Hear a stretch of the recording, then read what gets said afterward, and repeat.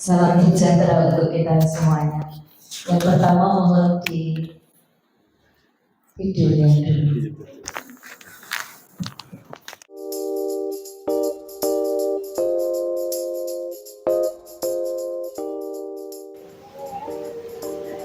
Salam sejahtera untuk kita semuanya.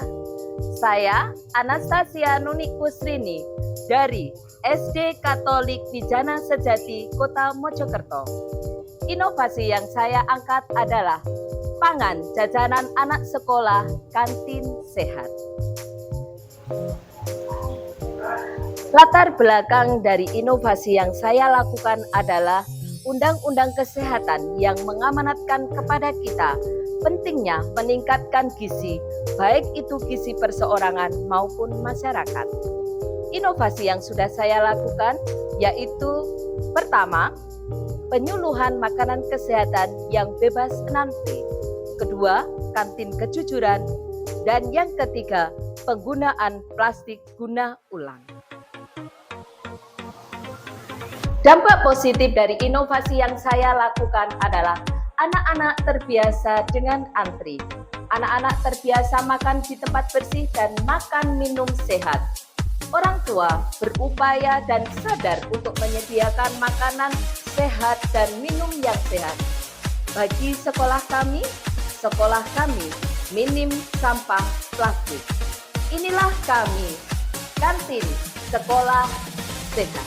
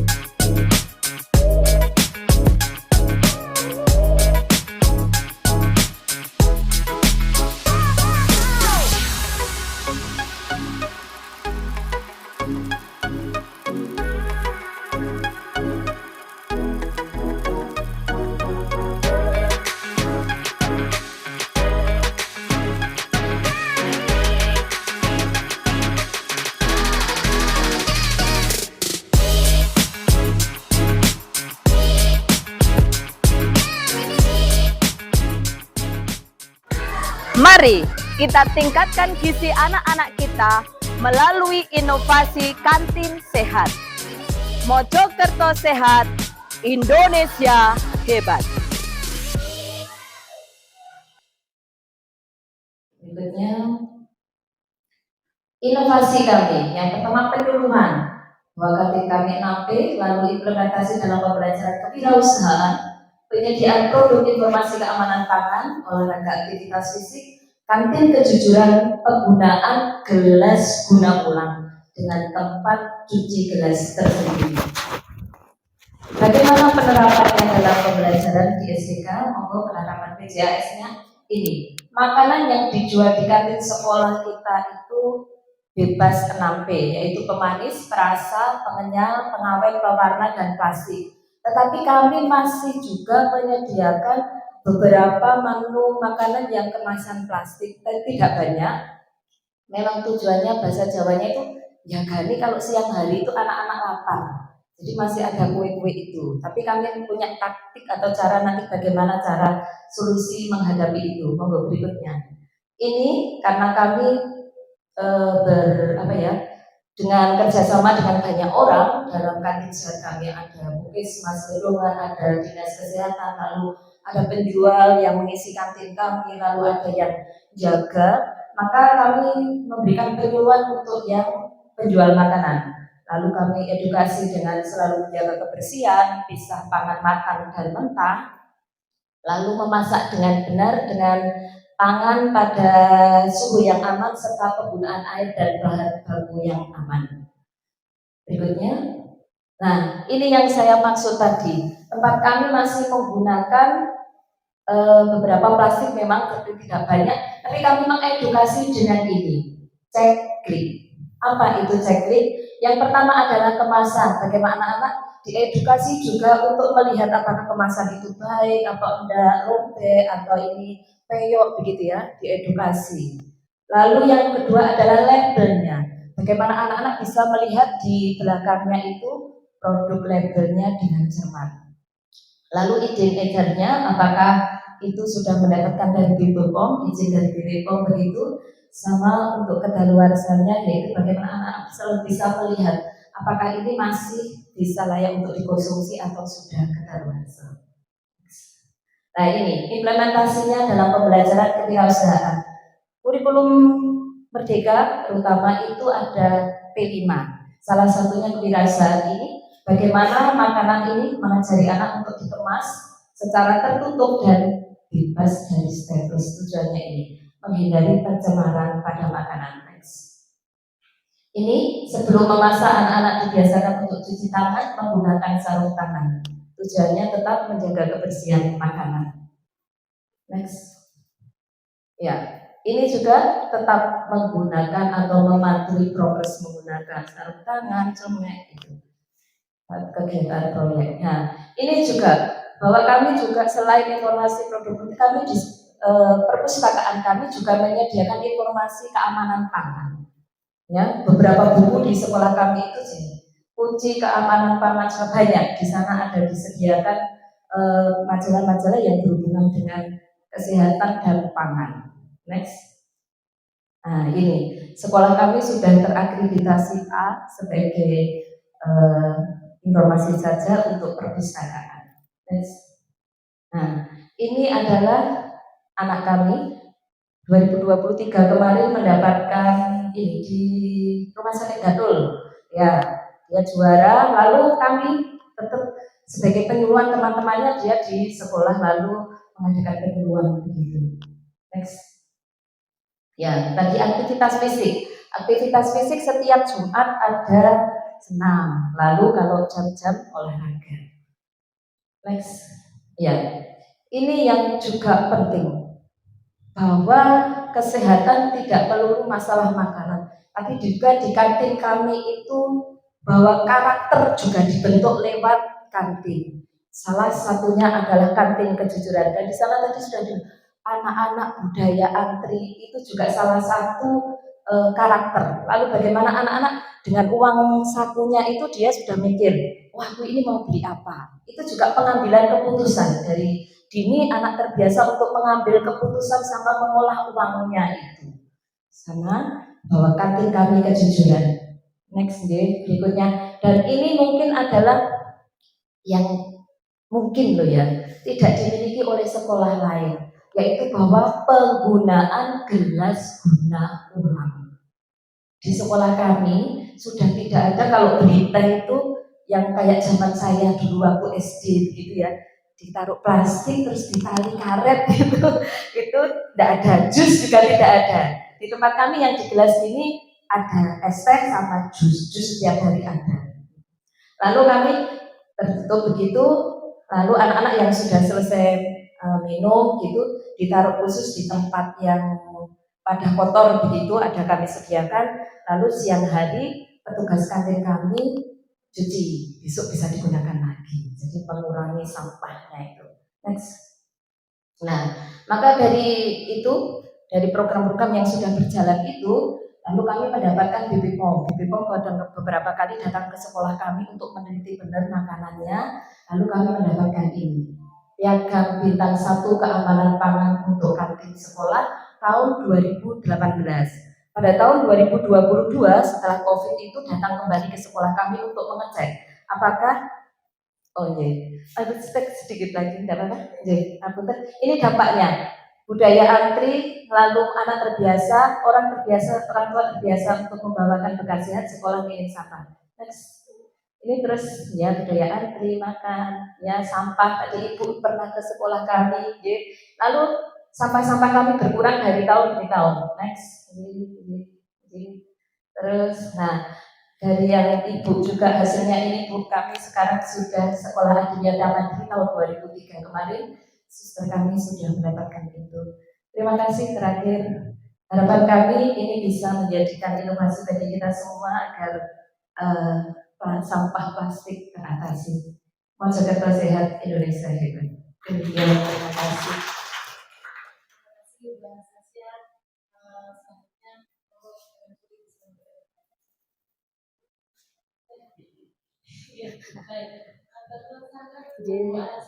Sangat menarik nih. Kalau dilihat dua-duanya itu sebetulnya ada keterkaitan, betul nih.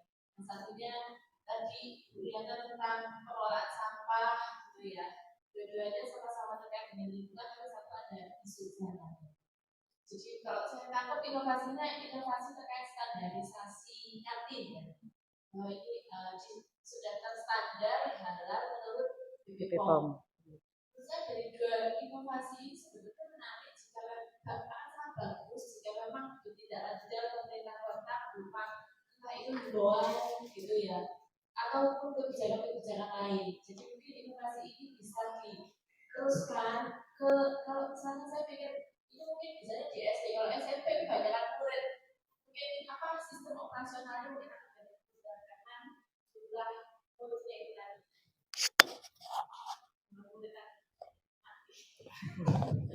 Ya, jumlah murid. Jadi kalau misalkan bisa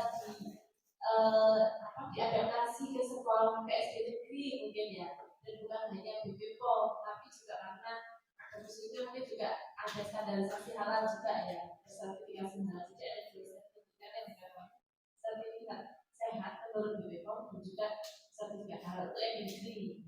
Tapi ini sudah bagus dan insya Allah bisa menjadi inovasi untuk yang lain ya. Jika didukung oleh bagaimana ini bisa masif untuk kota Mojokerto gitu ya. Terima kasih. Terima kasih Bu Anastasia Nuri. Ya. Memang inovasi itu tidak harus mahal. Ya, itu yang perlu dicanangkan. Dan ini sulit karena sistem, ya toh. Jadi sistem kalau inovasi itu menyangkut sistem bahasa itu sudah sulit. Padahal ini modalnya cuma sedikit, ya toh. Nah, saya rasa ini cukup untuk dijadikan titik nanti di ini kiat-kiatnya bagaimana kemudian supaya bisa ditularkan mungkin di sekitar-sekitar yang sampah dengan Buriana, yang untuk nanti dengan SDK ini saya rasa Mojokerto kecil ini akan jadi bumi ini. Ini bisa untuk nasional Bu, karena modalnya ini ya toh. Tidak butuh sosialisasi, ini nanti ditambah kebijakan mungkin ada kebijakan dari dinas kesehatan yang sudah BPOM mungkin dari DJ atau ya karena kota kita kecil ya, kota kita itu cuma 3 kecamatan ya, tapi orangnya banyak juga di Mojokerto ini. Jadi saya rasa saya juga ada ya sampai menyiapkan tempat-tempat minum ya itu rasanya gampang gitu. Ya ini saya rasa inovasi yang murah tapi bagus, bisa direplikasi hanya cepat replikasinya. Itu saja masukan dari saya. Terus nanti tolong diberikan tadi kayak di videonya tadi ya, videonya kan ada step-stepnya. Dan dari awalnya itu tadi gimana timbulnya kenapa kok sampai dibuat kantin seperti itu, atau karena banyak yang sakit, lengket, ini itu sampah untuk ya toh. Itu saja. Terima kasih Ibu. Ya. Seandainya semua sekolah punya kantin sehat itu mungkin jadi inovasinya dinas pendidikan. Ya. Itu jadi lebih menarik. Seandainya dinas pendidikan punya inovasinya kan sehat seperti tadi di seluruh itu nilainya lebih poin karena sebuah gerakan untuk mengajak berlanjut bersih dan sehat. Kalau di sebelum di sekolah, mungkin tadi saya kurang melihat hal-hal yang berhubungan dengan menu sehat. Berhubungan dengan menu sehat. Oh, menu sehatnya. Pak Prabowo sama Gibran itu punya program inovasi kantin sehat. Tapi itu luar biasa, padahal makan yang gratis. Tapi ternyata tuntutannya panjang gitu. Menunya terukur sampai tingkat pemberdayaan ekonominya di tingkat daerah sudah terukur. Sebenarnya sederhana, tapi gerakannya itu dampaknya itu yang luar biasa. Saya kenapa Pak Jani nyebut itu ini juga lebih mengarah sana manusia seperti apa sampai tingkat pemberdayaan. Saya kira ini bagus untuk program, untuk inovasi, perlu sentuhan-sentuhan inovatifnya biar menjadi gerakan yang masif dan lebih punya nilai tambah. Ya Bapak, terima kasih.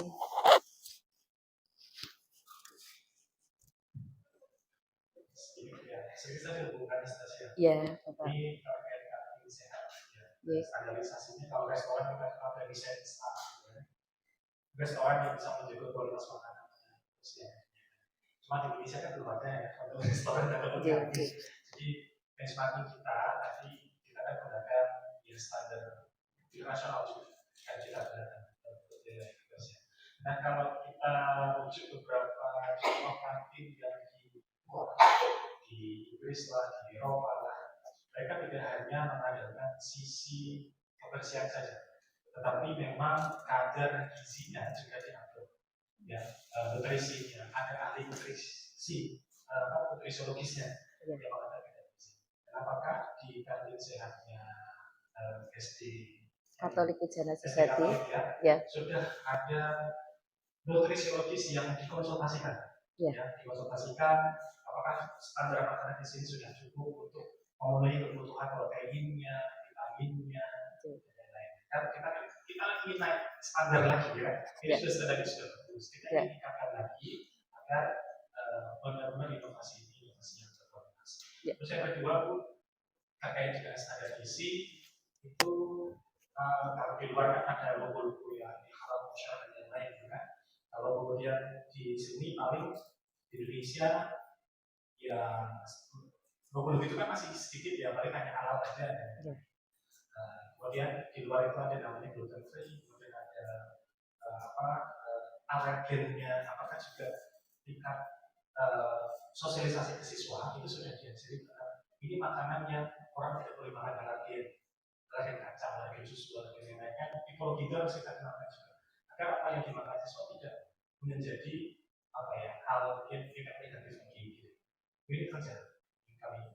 Ini sebenarnya ini bukan bertanya tapi kalau bisa tidak bertanya tapi kalau bisa dijelaskan. Jadi Bapak, wah ini banyak PR saya. Bapak, terima kasih Bu. Ya. Pertama saya menyatakan yang sama dengan Pak Zaki. Jadi sebenarnya kegiatan ini akan dilaksanakan bagus dari yang akan saya gratis. Nah, saya tadi juga membayangkan di Jakarta punya standar kantin seluruh sekolah dasar dengan pengelolaan yang sama, gizi yang sama, budaya yang sama, harga yang sama, mungkin akan sangat menarik. Ini kan berarti harus ditarik ke atas karena kita satu nama tersebut. Terus pertanyaan saya sedikit saja, bagaimana edukasi siswa dan orang tua ketika berada di rumah, karena siswa ini kan ada dua sisi, di sekolah maupun di rumah. Terus pertanyaan kedua, bagaimana jika anak-anak itu tidak memiliki uang untuk beli jajan, padahal dia ingin menikmati makanan di kantin, nah uangnya kan cukup dia tetap berjajan di rumah. Itu apakah ada kegiatan ada stimulus khusus dari sekolah? Oh iya. Terima kasih untuk pertanyaannya. Saya menjawab dari yang pertama dulu. Yang mana tuh? Oh ini untuk yang ini. 1, 2 akan sangat bagus inovasinya. Terima kasih Bu untuk respon kepada kami. Yang kedua, bagaimana kiat-kiat yang bisa ditularkan di sekolah lain karena kemampuan sumbernya tidak besar dan inovasi ini tidak membutuhkan dana yang besar. Untuk jujur, untuk kami, untuk ke tingkat yang lebih besar itu memang kami belum bisa. Tapi kami memberi contoh dengan kalau kami pergi, kami itu membawa tumbler. Semanapun kami di sekolah, dan itu sudah menjadi budaya bagi kami. Kami di sekolah itu semua membawa tumbler, hampir semua. Katakanlah 90% lebih mungkin ya. Dan kami kemana-mana membawa tumbler. dan itu menjadi gerakan bersama. Setidaknya dengan begitu kami bisa menjadi total. Lalu untuk orang tua, kalau rapat itu biasanya di bawah itu catatan begitu, mohon membawa tumbler atau gelas guna ulang. Lalu kami di sekolah hanya menyediakan isi ulangnya. Itu sudah mereka sudah tahu. Tanpa itu pun, tanpa ditulis itu pun mereka pasti sudah membawa, karena memang sudah membudaya antara anak-anak dengan juga orang tua. Itu setidaknya nanti dengan orang tua, lalu kami kalau datang ke rapat membawa tumbler, saya membawa tumbler begitu sebagai edukasi juga bagi yang lain. Orang tua bisa getok tular begitu ya istilahnya untuk yang lainnya. Itu ya munculnya karena tadi yang pertama itu tadi keprihatinan dari anak-anak yang dulu memang tidak pernah ada dan kurang sehat menurut kami, banyak makanan kurang sehat. Lalu ide ini muncul. Saya kebetulan koordinator UKS yang membawai juga kantin sekolah, sehingga saya memberitakan, suster kalau ada kayak gini, suster kepala sekolah kami, suster gimana ya kira-kira. Lalu kami tidak lanjuti. Memang tidak mudah, butuh proses yang cukup lama hingga akhirnya kami bisa menciptakan semacam ini. Berikutnya kolaborasi dengan dinas. Sudah Bapak, untuk makanan kami di proposal saya itu saya cantumkan gizi-gizinya. Itu kami tidak bisa menentukan. Kami kolaborasi dengan Puskesmas. Lalu Puskesmas biasanya datang kepada kami atau kami bisa minta tolong, dan mereka itu care gitu dengan kami. Bisa ya ini gizinya gimana dokternya itu berkenan memberikan itu. Makanya di proposal kami itu saya cantumkan nilai-nilai gizi dari makanan-makanan yang ada di kantin kami. Jadi berikutnya sosialisasi makanan seperti ini. Pada sosialisasinya tadi sudah ya Bapak, sistemnya semacam itu. Lalu yang dengan orang tua juga semacam itu. Kalau di rumah tadi ya edukasi yang di sekolah kami pernah membuat video Bapak, video bagaimana anak-anak yang membuat, lalu kami share lewat grup biasanya, grup kelas gitu. Jadi ini yang lagi hangat yang biasanya kami dapat dari BPOM gitu ya. Ini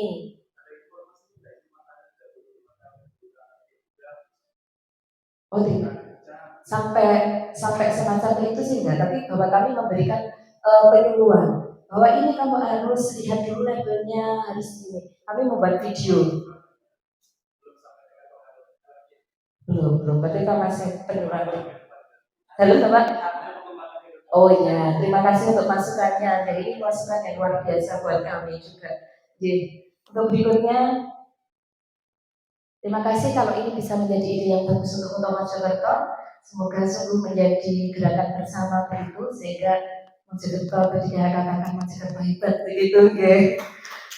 Edukasi orang tua sudah yang di rumah. Nah ini bagaimana kalau ada yang pengen beli tapi tidak punya uang?